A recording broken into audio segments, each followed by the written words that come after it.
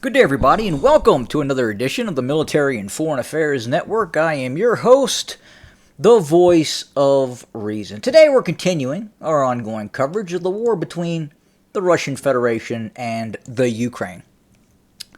So, there's a very specific article in the Daily Mail out of the United Kingdom, and this was released about 48 hours ago, and I wanted to talk about it and read it to you.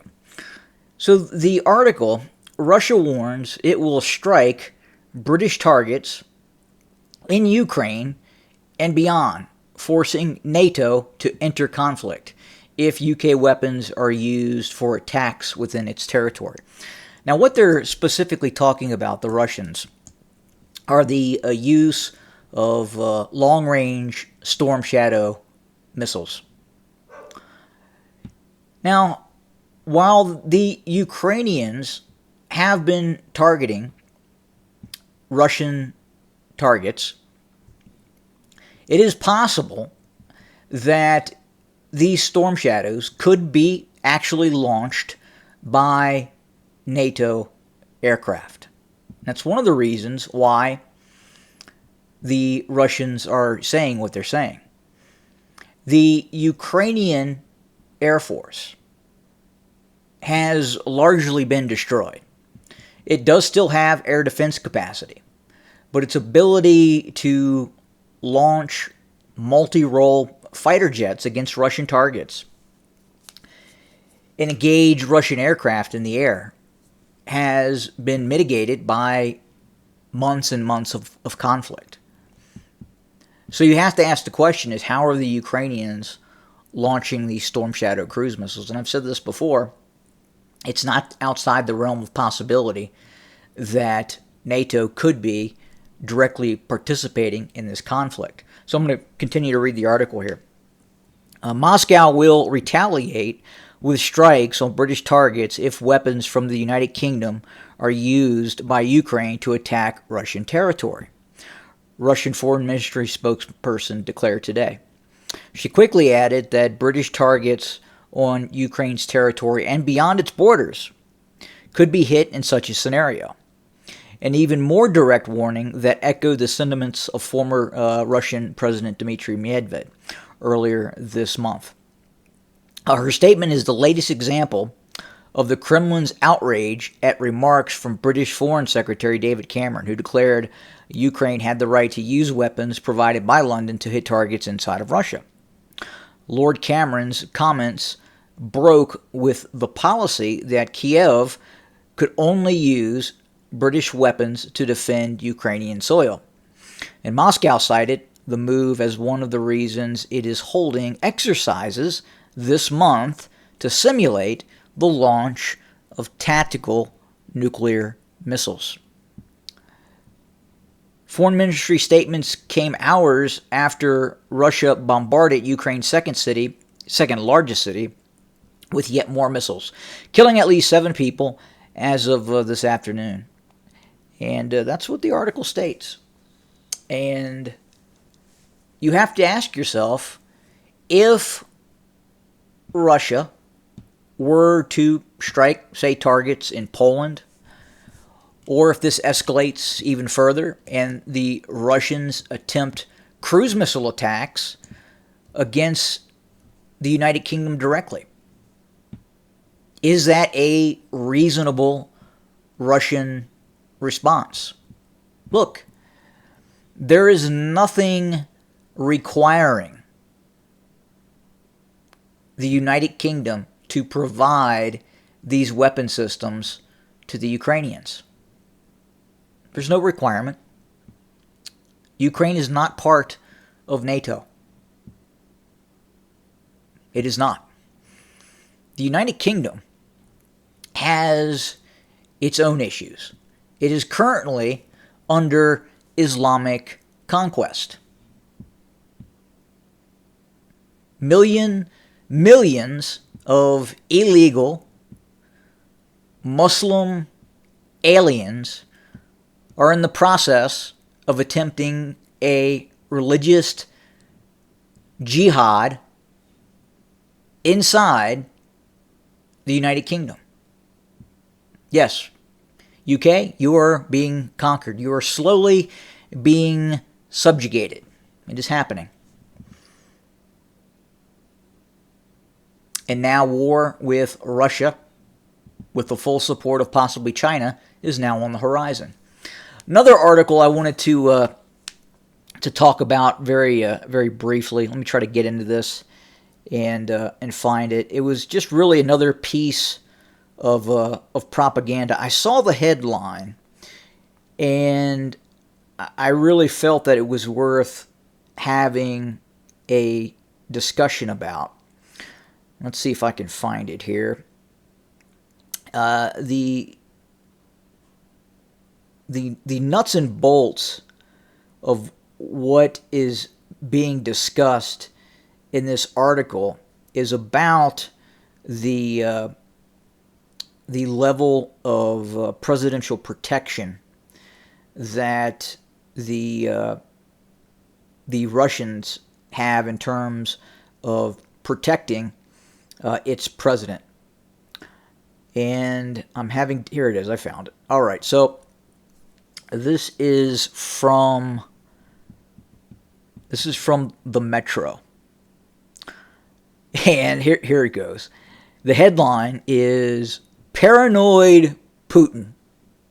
Paranoid Putin has 4 doctors and 100 guards on 24-hour duty at main residence. He is also protected around the clock by a battalion of 111 security guards, according to the Telegram, which has close ties to Russian law enforcement. Right. The stunning details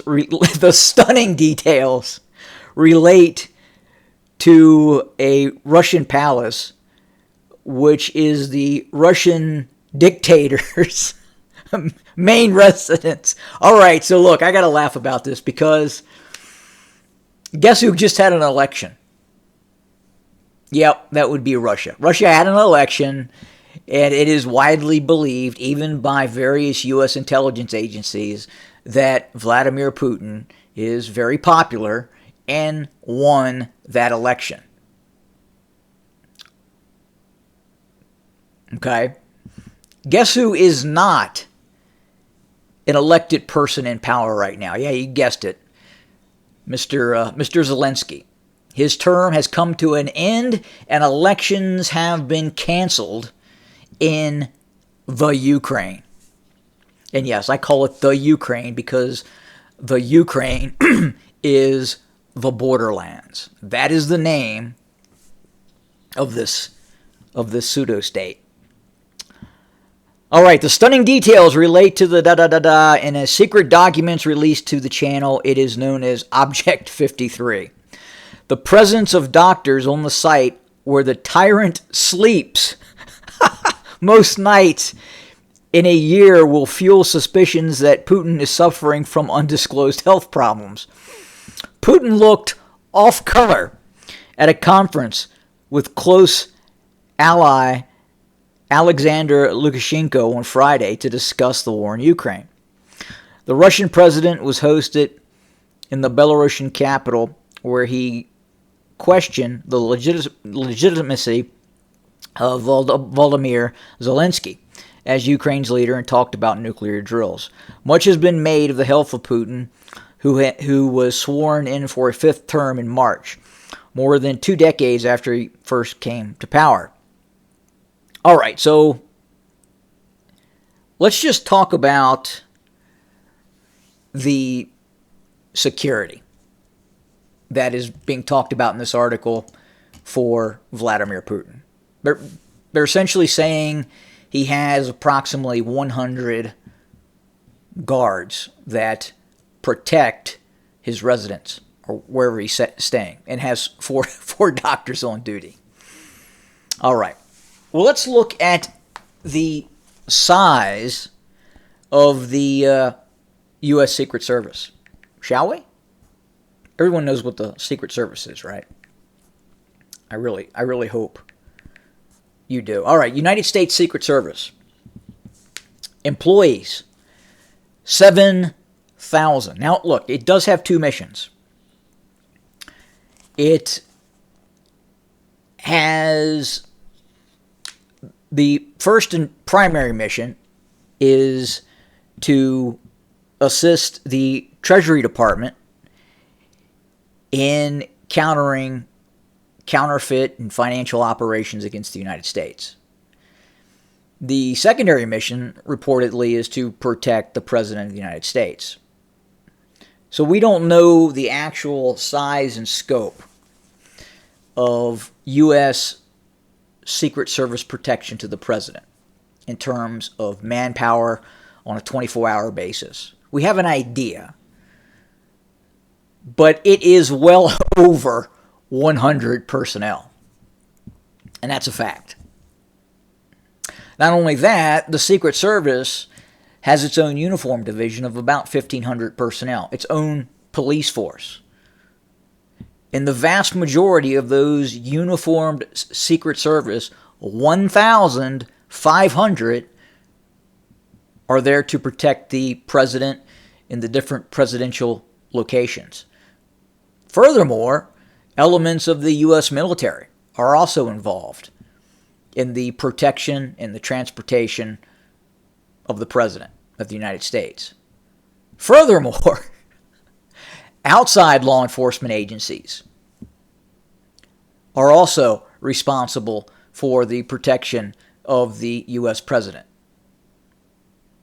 Washington, D.C. Metropolitan Police are oftentimes involved in near White House security, as are other local jurisdictions as well, such as the Prince George's County Police Department, a local county near Washington, D.C. So whereas the Russian president may have 100 guys protecting him at one time, there in all probability is thousands protecting the U.S. president. But you see how they spin it? Paranoid Putin has 100 people protecting him.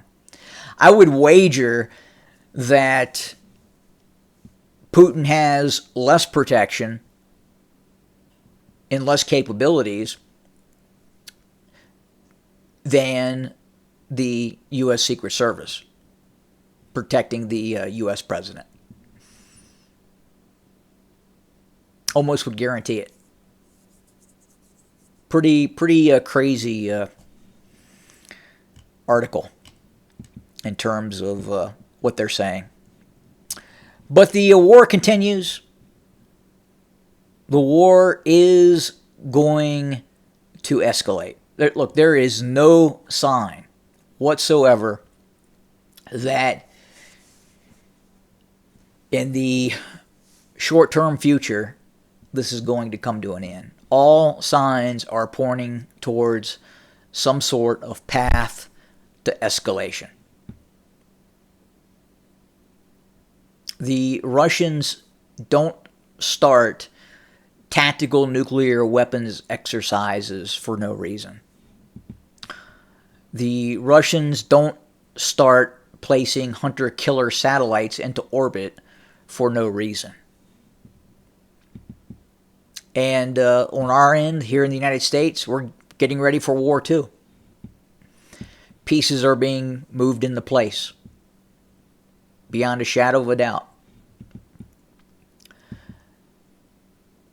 Now, I think the real question has to be asked, could this be a November surprise by the current regime in power under the cabal that tells Joseph Biden exactly what to say and what to do?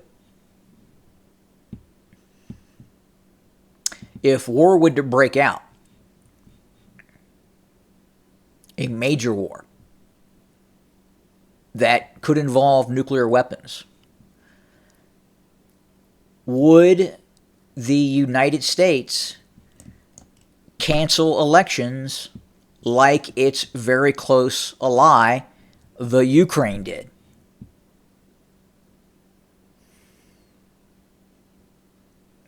The Ukraine right now is more indicative of what a tyrannical regime looks like than what we're seeing to the east. Absolutely. Very little is being reported about what goes on inside of the Ukraine. It doesn't make it through the mainstream filters here in the United States. And certainly, if we were to try to talk about and show you what is going on right now inside of the Ukraine, these anti-democratic processes that are occurring, people disappearing at night permanently, the channel would probably be canceled. It would be completely blacklisted, and you would probably have even more of a hard time finding this channel than you ordinarily would, which it is definitely not a popular channel within the powers that be on YouTube. So that's where we sit for today. Just wanted to cover some of that. Continuing to watch very closely. The Russian strategy continues in terms of using its air power and artillery to slowly wear down and destroy the Ukrainian military. It's happening. It's not stopping. It's going to continue. But the path of escalation is also, it's in the works. It's getting ready to happen. More to come. Thank you for joining us today. As always, have a good day.